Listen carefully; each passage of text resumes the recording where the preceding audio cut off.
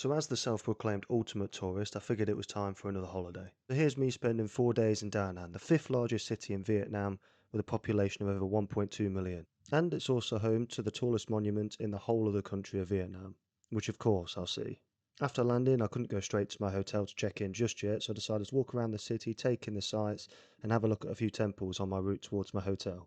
Since Vietnam has a significant number of Buddhist temples, since this is my first time not only in Vietnam and in Da Nang, I'll be sure to try everything the city has to offer before I leave. And before I started my walk from the city towards my hotel near the beach, I wanted to see the famous Dragon Bridge, that actually every Friday, Saturday and Sunday apparently breathes fire.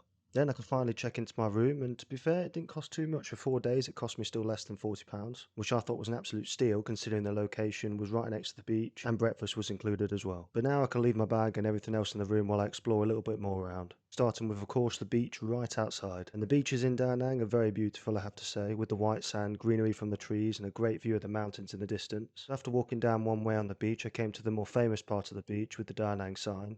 And as much as I have tried sticking to my mostly meat-only diet, that was a little challenging when it came to staying here, but I'll get into what foods and everything I was eating a bit later in this video. Now onto the second day of my trip, I went to visit the Marble Mountains, which is a cluster of 5 marble limestone hills located in the south of Da Nang City, which is home to a network of caves, tunnels, towers and temples, which of course I had to explore.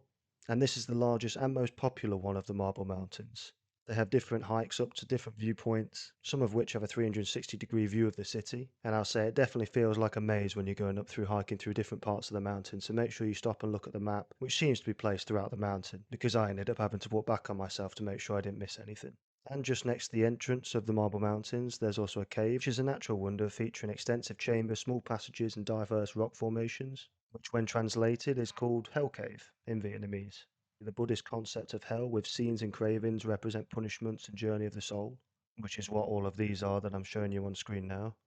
Now that activity is an all-day thing, as you say, you could do it in half day really, so it leaves me with enough time to do one of my favourite things, which is, of course, another beach walk.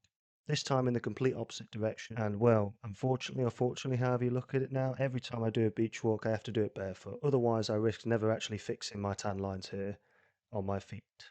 Well, with what time I have left before the sun goes down, I figured I'd keep exploring and venturing a bit further until I came across a couple more temples and call it a day because tomorrow's going to be quite a busy day. What I'm eating as far as snacks go, since I can't take food with me when I go up mountains and go exploring, what I was taking was beef jerky. And although I've tried many of these, one thing I will say as a very British man, they are all spicy, at least for my white man taste buds anyway. Day 3, now on to the third day, I started with the famous hand market, buying a couple of things before venturing around the city and seeing things that I missed on my first day here, like the Nang Cathedral and the Han River Bridge. And now thankfully the morning fog or mist or whatever you want to call it had cleared, now I can head over to the mountain which was the true objective for today. So I ordered a taxi and headed towards the Sontra Mountain, also known as Monkey Mountain, which is the exact same mountain that's been teasing me ever since I've seen it from my hotel room, from the beach, or pretty much everywhere I've been so far nearly. And considering it is called Monkey Mountain, this is the only clip of the monkeys I got of the whole trip. And the taxi man himself seemed like a good guy. I mean, he couldn't speak a word of English, so using good old Google Translate, managed to get him as my personal taxi driver for the rest of the day, since he knew all the spots and could take me to the famous viewpoints, statues, monuments, temples, everything that seems to be on this mountain.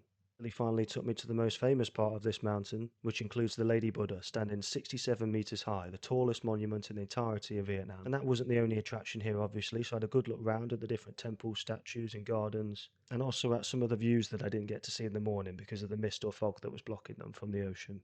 Before I decided to call it a day and just relax for the rest of the evening. Now time for the final day, the day which cost me the most money.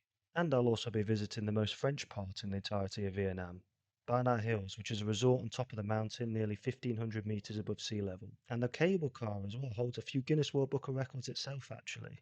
One for being the longest one-wire sling with a length of nearly 6,000 meters. Two for the longest distance between each station, nearly 1,400 meters. Three, the longest unpatched wire in the world, 11,600 meters nearly. Before finally the heaviest cable roll in the world at 141 tons.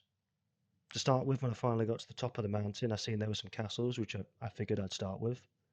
Also, if I hadn't muted these clips, you'd be hearing music playing the whole time, because wherever you go on this resort, there's adventurous music playing, I'd call it, which is kind of cool, I can't lie, I guess it adds to the atmosphere.